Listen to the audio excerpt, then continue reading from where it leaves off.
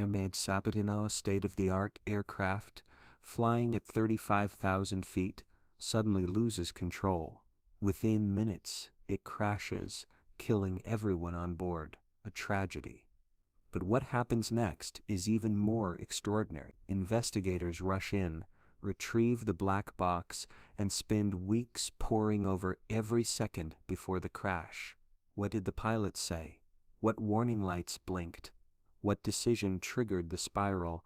And here's the key: every other pilot in the world will learn from that mistake, because in aviation, failure isn't buried. It's dissected.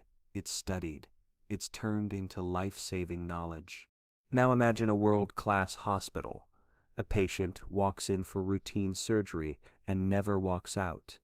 A simple error, a miscalculation, a missed sign, but this time there's no black box, no in-depth investigation, no shared learning. In many cases, it's quietly swept under the rug. The doctor might deny it. The hospital might shield itself from blame. The same mistake might happen again and again. Why? Why does one industry treat failure like gold, while another treats it like a secret? That's the haunting question Black Box Thinking asks. And in this video, we're going to explore the shocking truth behind success. You'll learn why embracing failure is the ultimate competitive advantage. You'll discover how surgeons, pilots, and Olympic athletes handle mistakes and what sets the best apart from the rest.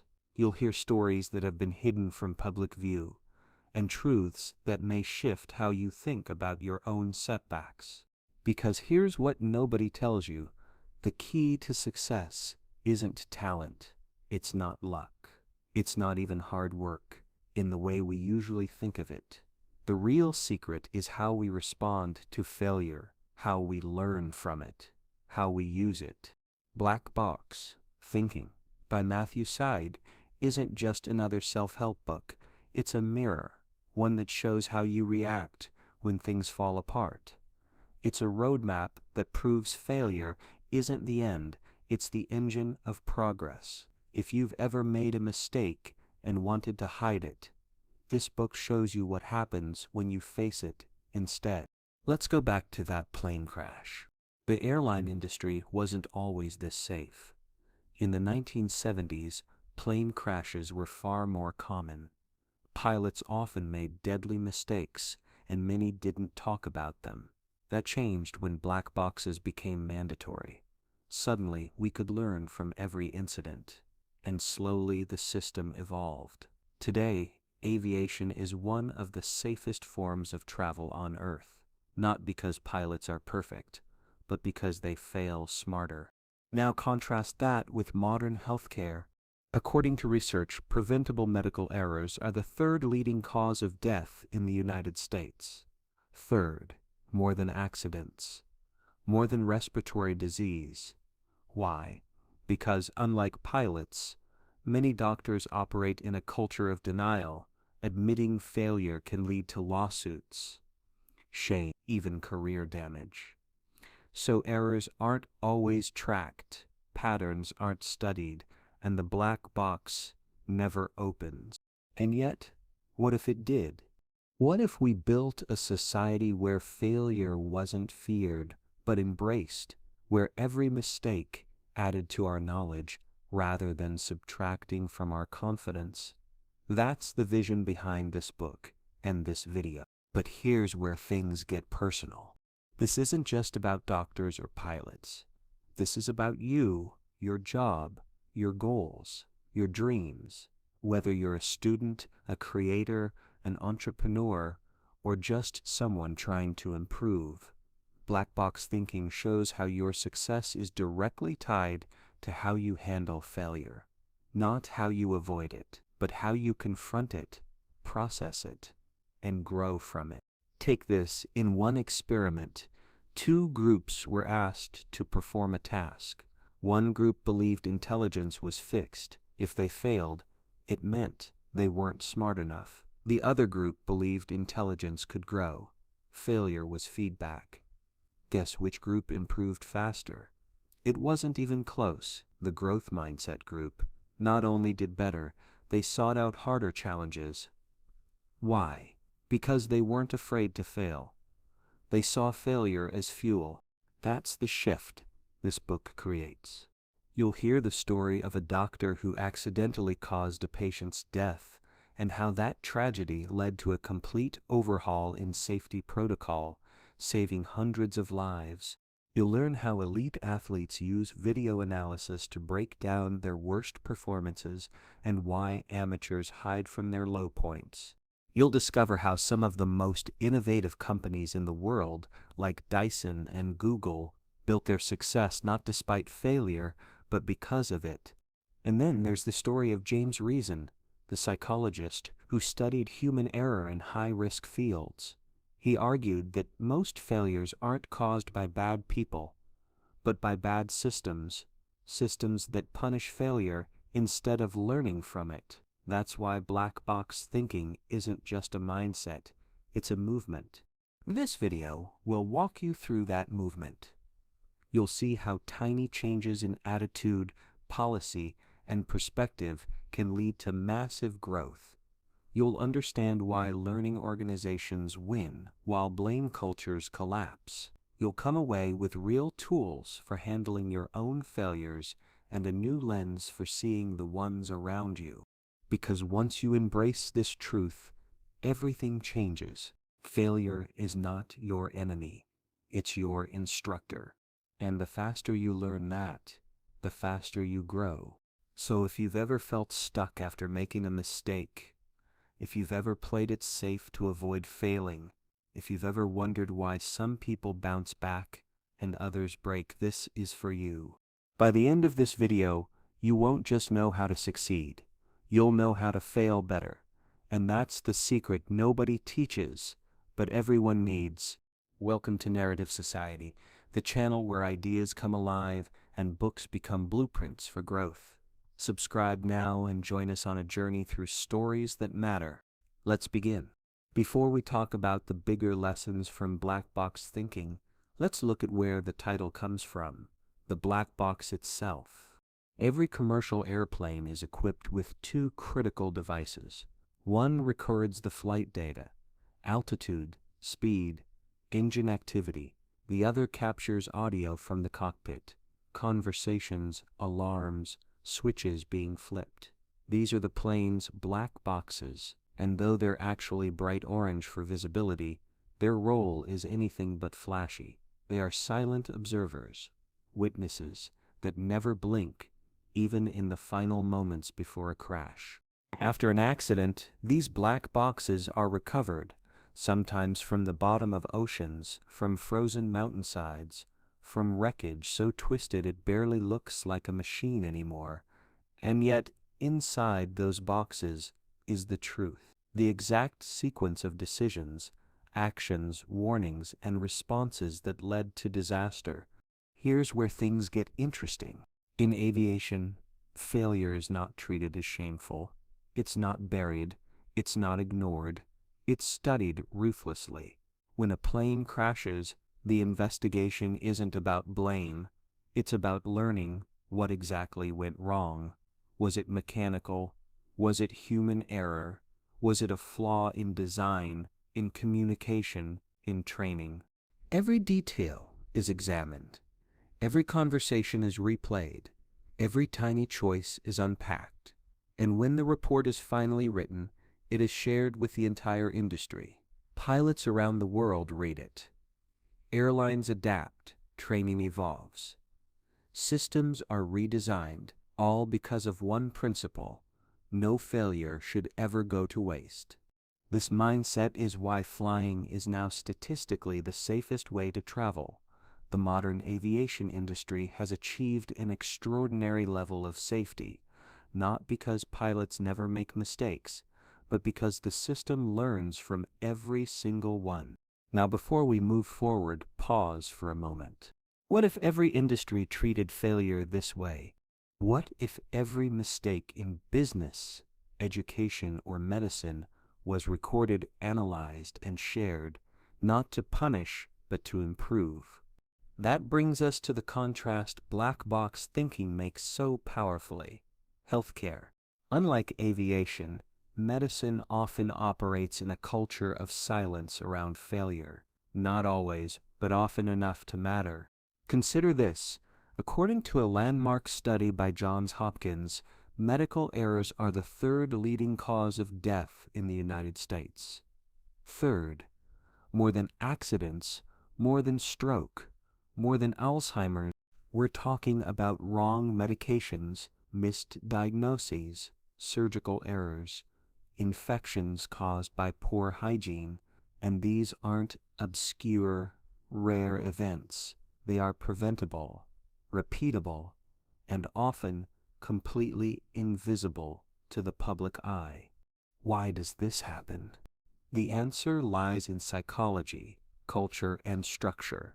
Many doctors are under immense pressure, years of training, huge responsibility, high expectations.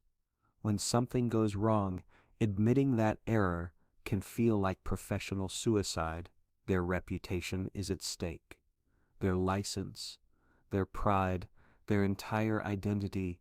So the natural response is to deny, to minimize, to hide.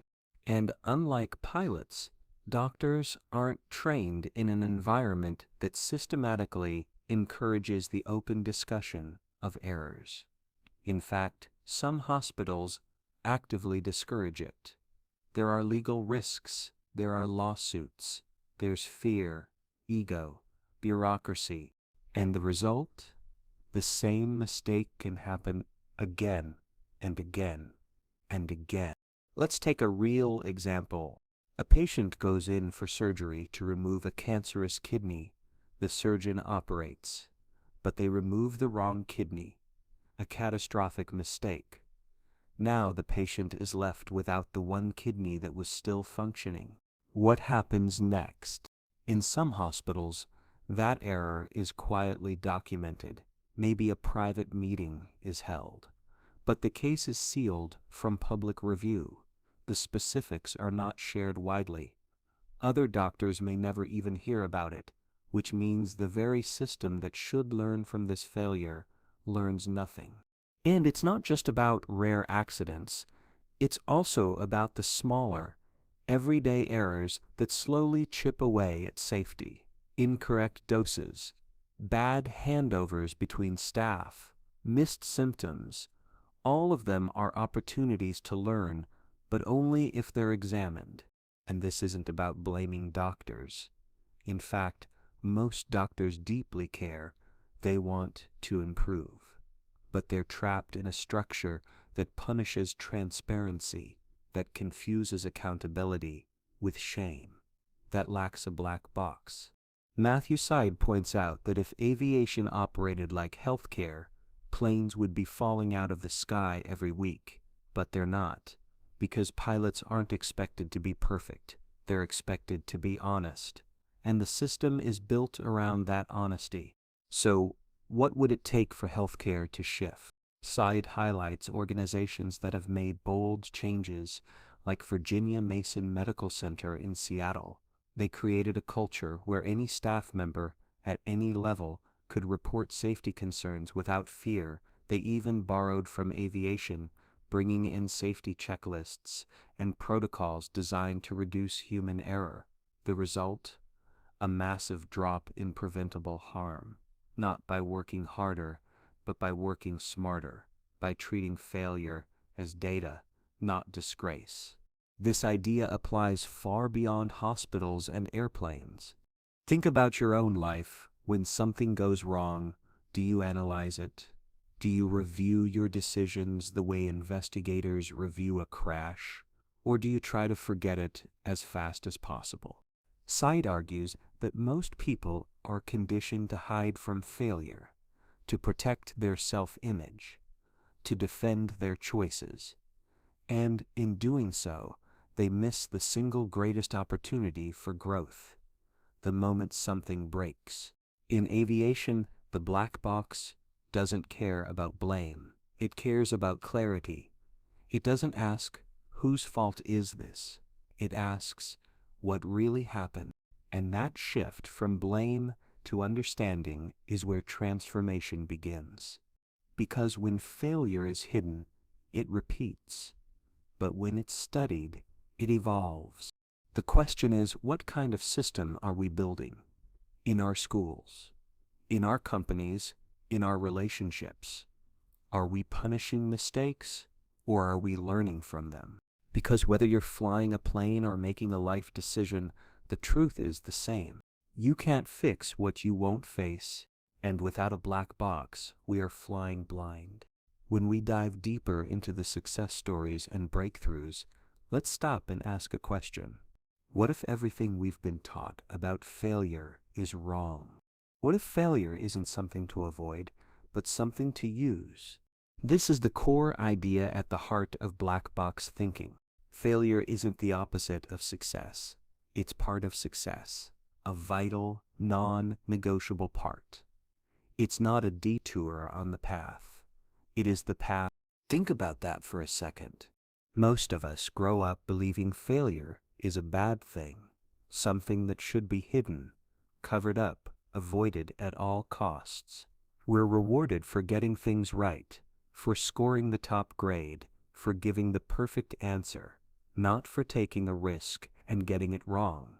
But Matthew Syed challenges this completely. He says, success comes from learning, and learning comes from failure. Not from theory, not from reading, but from doing and failing, and then understanding why. If you avoid failure, you avoid growth. That's not just a nice motivational phrase. It's a law of progress. Every major invention, every athlete who breaks records, every business that disrupts the market, they all have one thing in common. They failed. Often. Sometimes in painful public ways, but they didn't let that stop them. They used the feedback. They refined. They adjusted. They came back better. Let's go deeper. When we look at a mistake, we can react in two ways. We can take it personally, feel ashamed, defend ourselves, blame others, or we can take it informationally. We can see it as a signal, a clue, a data point that tells us what to fix and where to improve. This second approach is the foundation of black box thinking. Failure isn't emotional, it's analytical. It's not a threat to your identity, it's a message. The question is, are you listening? Now, let's connect this to something many people already know, the idea of mindsets. Psychologist Carol Dweck introduced the world to two powerful concepts: fixed mindset and growth mindset. People with a fixed mindset believe their abilities are set in stone. Intelligence, talent, creativity. You either have it or you don't. So when they fail, it feels like proof that they're not good enough, that they're not cut out for it. They avoid challenges, they avoid risk, because if they try and fail, they believe it means something is wrong with them. On the other hand, people with a growth mindset believe abilities can be developed, intelligence can grow, skills can improve, and failure, it's not a verdict, it's a lesson. They're not afraid to struggle. They embrace challenges, they reflect, they adapt, because they know that's how mastery happens. Matthew Syed builds on this research. He shows that in every industry, every domain, people and organizations are shaped by these mindsets. The ones that soar are the ones that embed a growth mindset into their culture, not just in words but in systems. Let's take sports, for example. Elite athletes analyze failure obsessively. A missed shot, a dropped catch, a lost game. They replay the footage. They break down movements. They work with coaches to understand every error. Not because they enjoy failing, but because they know that's where the gold is. Syed, a former Olympic table tennis player, experienced this firsthand. He describes how the best athletes aren't the most talented, but the most curious, the most honest. the ones willing to look at their mistakes without flinching. That's what separates the great from the average. Not perfection, but resilience. The ability to fall, learn, and rise again. But it's not just about individuals. Organizations too can be fixed or growth-minded. Look at successful companies like Google or Pixar. They actively encourage experimentation and failure. Google once launched over 250 experiments on its search algorithm in a single year. Why? Because each one offered feedback, each one pointed to what worked and what didn't. At Pixar, after every movie, they hold what they call postmortems. They analyze what went wrong in the process, what could have been better, and what they learned. They document everything. No blame, just reflection. The goal is simple: to improve for next time.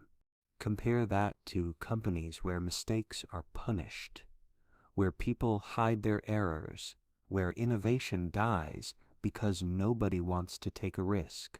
You start to see the pattern. Growth doesn't come from always being right. It comes from having the courage to be wrong and learn. Let's go back to healthcare for a moment. Some hospitals have adopted a growth mindset culture. They've implemented reporting systems where nurses and doctors log every near miss, every small error, not to punish but to analyze. They hold regular meetings to discuss what happened and how to prevent it. These hospitals don't just improve, they save lives. Syed describes how changing the system starts with changing how we think about failure. It's not a stain, it's a signal, not something to fear, but something to use. He tells the story of a British inventors club that built the first prototype of a Dyson vacuum cleaner. Do you know how many versions James Dyson made before he got it right? 127. That's not persistence. That's mindset. Each failure was data. Each version got better. And eventually, it changed the industry. Now imagine if Dyson had given up after 10 attempts, or 100, or 1,000. Most people would have. But those with a growth mindset, they see failure not as a wall, but a staircase. So ask yourself, when something goes wrong in your life, what story do you tell yourself? Do you say, I'm not good at this? Or do you ask, what can I learn from this? Because that question right there is the difference between stuck and growing, between repeating and evolving, between giving up and moving forward. This isn't motivational fluff. It's neuroscience. It's psychology. It's performance science. And black box thinking brings all of it into one clear, urgent message. You cannot succeed without failure. You cannot grow without feedback. And you cannot get better if you're not willing to look at what went wrong. The only real failure is refusing to learn. Let's look at something everyone can relate to, a public failure, one that was broadcast to millions. It's the summer of 2004, the UEFA European Championship. David Beckham, one of the most recognized footballers in the world, steps up to take a penalty for England. The pressure is enormous. The stadium holds its breath, and then he misses. Not just a slight miss. The ball sails over the bar. The media explode. Headlines mock him. Fans jeer. Commentators dissect every second of the kick. For most people, that kind of moment would haunt them forever. It could break confidence, end careers. But Beckham did something different. Instead of shrinking from the failure, he leaned into it.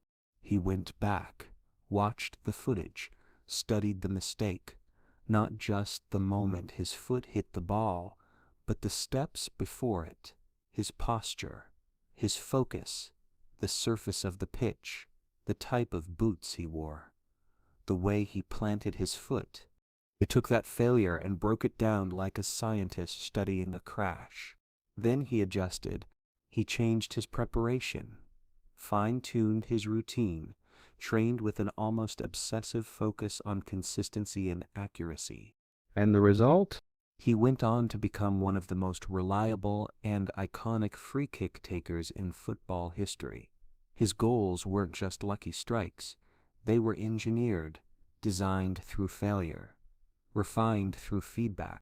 Beckham's journey is a perfect example of what Matthew Syed calls black box thinking in action, a willingness to analyze setbacks, not deny them, to improve, not defend.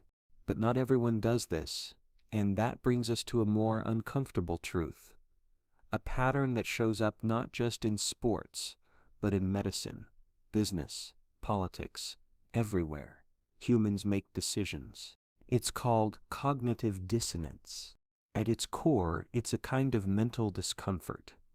When we do something wrong, or when something contradicts what we believe, we don't like the feeling, so we try to reduce it. And we do that not by changing our beliefs or actions, but by changing the story.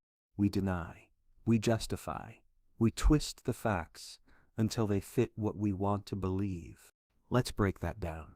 Imagine a surgeon makes a mistake during an operation. The patient suffers complications. Now, the rational response would be to review the case, find out what went wrong, and use that to improve. But that's not always what happens. Doctors, like all of us, are human. They've trained for years. They carry immense responsibility. And in many cultures, especially in medicine, admitting failure is seen as weakness, or worse, liability. So, instead of analyzing the mistake, they often ignore it. They convince themselves it wasn't their fault, that the patient had complications, that the surgery was necessary, that it couldn't have been avoided, and they move on, unchanged, unimproved. Syed gives the example of how, for decades, certain medical professionals dismissed patient deaths as inevitable. They never investigated, never cross-checked. They assumed they had done everything right. But when researchers actually studied those cases, they found patterns, simple errors, avoidable infections, bad hygiene practices, missed signs. These deaths weren't inevitable. They were the result of systems that didn't welcome feedback, cultures that feared blame more than they valued progress. This is what happens when we let ego override evidence. When we're so afraid to be wrong, we become blind to the facts. Cognitive dissonance doesn't just protect our self-image, it sabotages our learning. We see it in businesses too. A company launches a product, it fails. Instead of admitting it wasn't what customers wanted, they blame the marketing, or the timing, or the economy, anything but the idea itself. So they repeat the mistake again and again. Politicians do it, leaders do it, we all do it, because it's hard to admit we were wrong. It hurts. But here's the paradox. The more we protect ourselves from that pain, the more we stay stuck. Failure doesn't hurt us, denial does. Syed emphasizes that systems that grow are designed to reduce the cost of admitting mistakes. In aviation, when a pilot makes an error, they're protected from legal consequences if they report it within a certain time frame. That creates a culture of openness. Pilots aren't afraid to speak up, so errors are caught. Lessons are shared. Safety improves. In healthcare, where litigation is a constant threat, the opposite happens. Silence wins, and patients lose. Beckham didn't blame the pitch, or the pressure, or the referee. He looked at the kick, just the kick. That's what made the difference. Imagine if we all did that. Imagine if schools taught students to see mistakes as feedback, if companies rewarded honesty over spin, if governments studied policy failures the way engineers study broken engines. Imagine the progress we'd make. But for that to happen, We need to face a hard truth. We are not as rational as we think. Our minds are built to protect our self-image, to avoid discomfort, to keep us feeling good about ourselves. But growth doesn't come from comfort. It comes from confronting reality, from asking the question, what really happened here, and then having the courage to face the answer. That's what separates those who evolve from those who repeat. Not talent, not intelligence, just this: the ability to see failure clearly and use it. Success is often seen as a trophy, something you win, a final destination. But that's not how it really works. Not in life, not in sports, not in business. Success is a process, a constant loop of trial, failure, learning, and adjustment. It's not about getting it right the first time. It's about what you do when things go wrong. Matthew Syed explains this through the idea of iteration. You try something, it doesn't work. You study it, then you try again, this time a little better. Over time, those small improvements compound. That's where real success is born. Think about elite athletes. Yes, they're talented, but talent isn't what keeps them at the top. It's their obsession with feedback. They watch footage of their games. They study their movements. They dissect their failures. They don't flinch from criticism. They chase it. Every missed shot is a lesson. Every bad match is a roadmap. It's the same with top entrepreneurs. They don't just celebrate wins.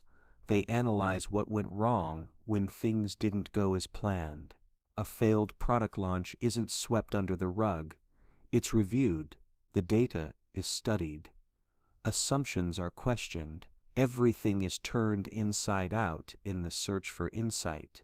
This process doesn't end with success. It is success. People who plateau are usually the ones who stop learning. They hit a milestone and freeze. They think the work is done. But high performers keep going. They see each step forward as part of an endless journey. That's the core difference. Not intelligence, not resources, but mindset. And this mindset can't survive in isolation. It needs a system around it, a culture. The most innovative organizations in the world understand this. They create environments where learning is more important than looking good, where feedback is expected, where mistakes aren't punished, they're used. Let's look at some examples. Toyota, one of the most successful car manufacturers, is famous for its continuous improvement philosophy, Kaizen. On the factory floor, any worker can stop the production line if they see a problem. Instead of being blamed, they're encouraged. The focus is on fixing the issue and learning from it so it doesn't happen again. This culture has helped Toyota consistently outperform competitors, not because they never make mistakes, but because they're better at learning from them. Now contrast that with companies where mistakes are hidden, where speaking up gets you labeled as a troublemaker, where bad news is buried and failures are covered up. These companies might look good from the outside for a while, but inside, the rot spreads. Small problems grow into big ones. Warning signs are ignored, and by the time leadership acts, it's often too late. Blockbuster didn't fail because of Netflix. It failed because it refused to learn. It ignored changing customer behavior. It denied what the data showed. Executives clung to an outdated model because facing failure would have meant questioning their own decisions. Kodak made a similar mistake. They actually invented the digital camera, but shelved the idea to protect their film business. They were afraid of killing the thing that had made them successful. But in trying to avoid short-term failure, they guaranteed long-term collapse. What these stories show is simple. Organizations that learn survive. Those that don't disappear. But learning doesn't happen by accident. It requires structure. That means regular reviews, honest debriefs, open communication, a willingness to hear uncomfortable truths. It also means leadership that sets the tone. When leaders admit their own mistakes, it signals safety. It tells everyone that failure isn't shameful. It's essential. On the other hand, when leaders pretend to be perfect, everyone else hides too, and the organization stops evolving. There's a powerful example from the airline industry. After a crash or near miss, every detail is logged. Pilots, crew, engineers, all give statements. Data from the black box is analyzed. The point isn't to assign blame, it's to understand, to prevent it from happening again. This system has made aviation one of the safest modes of transport on the planet. Now imagine if every industry did this. Imagine if schools reviewed why students failed, not just punished them. If hospitals studied complications without fear of lawsuits. If governments admitted when policies didn't work and used that data to build better ones. That's what a learning culture looks like. And it starts with how we define success. Not as a prize, not as a moment, but as a mindset. A commitment to improvement. A refusal to stand still. A belief that every mistake is a message. And if we listen, we grow. They seem unstoppable. The world's top athletes. The entrepreneurs who build billion-dollar companies. The inventors who change how we live. But if you look closer, they all share one thing in common. And it's not just talent. It's not even discipline. It's how they treat failure. High performers don't avoid mistakes. They chase them. They don't run from errors. They run straight at them, asking, what did I miss? What can I learn? Where did I go wrong? But that's the secret. Take Serena Williams. Every match she loses, she watches the footage again and again, not to blame, not to feel bad, but to break it down. Every wrong move, every missed shot, she treats those moments like gold because they show her what to fix. Or consider Thomas Edison. He failed over 1,000 times before creating a working light bulb, but he didn't see those as failures. He said he found 1,000 ways that didn't work.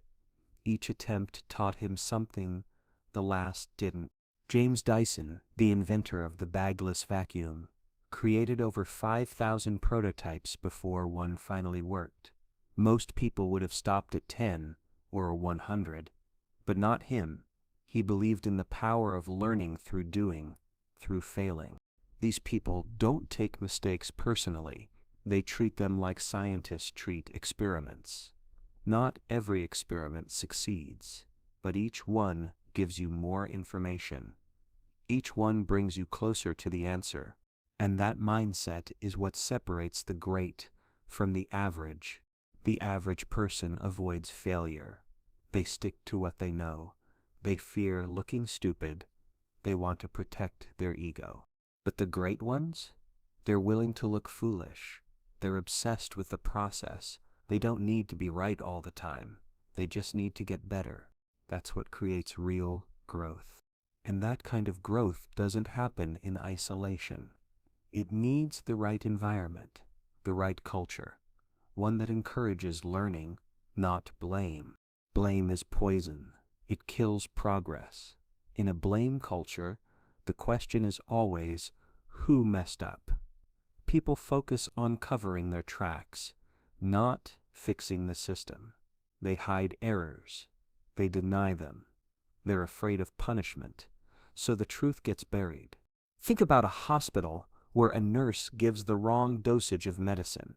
If she knows she'll be fired or shamed, will she report it? Probably not. But if that mistake isn't reported, it won't be studied. It could happen again, and the next patient might not survive. Now think about a hospital where mistakes are logged. where the question isn't who do we punish, but what broke in the process. In that kind of system, errors become data. They're analyzed, patterns are spotted, solutions are designed, patients are safer. The same goes for business. In companies where blame rules, employees stay silent. No one wants to bring bad news to the boss. No one admits when a product fails. And because the truth stays hidden, the company keeps making the same mistakes until it crashes. But in learning cultures, something else happens. People speak up. They share what went wrong. They suggest fixes. And the whole system improves. Toyota does this brilliantly. Their workers are trained to report problems, not hide them. It's part of the culture. Every issue is seen as a chance to improve, and that's why their quality stays so high. At Google, postmortems are held after every failure, not to assign blame, but to gather insights. What assumptions failed?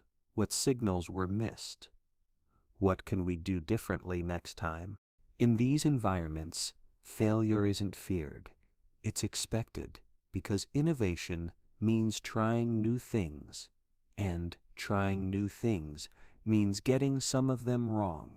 This kind of culture creates safety, not physical safety, though that can follow, but psychological safety, the safety to be honest, the safety to make mistakes without being humiliated, the safety to learn out loud. Then that's where real creativity comes from. When people aren't afraid, they take risks, they experiment, they bring bold ideas to the table. Some of those ideas will flop, but some will change everything. So the shift we need isn't just in individuals, it's in the systems they operate in. We need to stop asking, who failed, and start asking, what did we learn? That small change makes all the difference. Blame shuts doors. Learning opens them. Blame makes people small. Learning makes them brave. Blame looks backward. Learning looks forward. When failure is punished, people lie. When failure is studied, people grow. The best performers in the world understand this. So do the best organizations. Not because they don't fail, but because they fail better. Every failure carries a lesson. That's the heart of black box thinking. The idea that every mistake, every setback, every crash, if studied honestly, can move us closer to mastery. Think about the black box in airplanes. It doesn't lie. It doesn't cover up. It records everything, so investigators can learn, so the system can improve, so future flights are safer. That's what success really looks like. Not flawless, but fearless, willing to look at what went wrong and ask the hardest question of all. Why? What about in your life? What's one failure you've experienced that you can turn into your own black box? What can you learn from it? You see, success isn't built on perfection. It's built on reflection. The people who go the furthest aren't the ones who avoid mistakes. They're the ones who face them, study them, and grow from them. So don't hide your failures. Use them. Let them teach you. Let them guide you. Let them become the foundation of your next big breakthrough. Now we want to hear from you. Drop a comment below and tell us what's one mistake that ended up teaching you something important. And if this video gave you a new way to think about success, don't forget to like it, share it with someone who needs to hear this message, and hit that subscribe button so you don't miss our next story. Thanks for watching. This is Narrative Society, where we turn ideas into transformation. Until next time.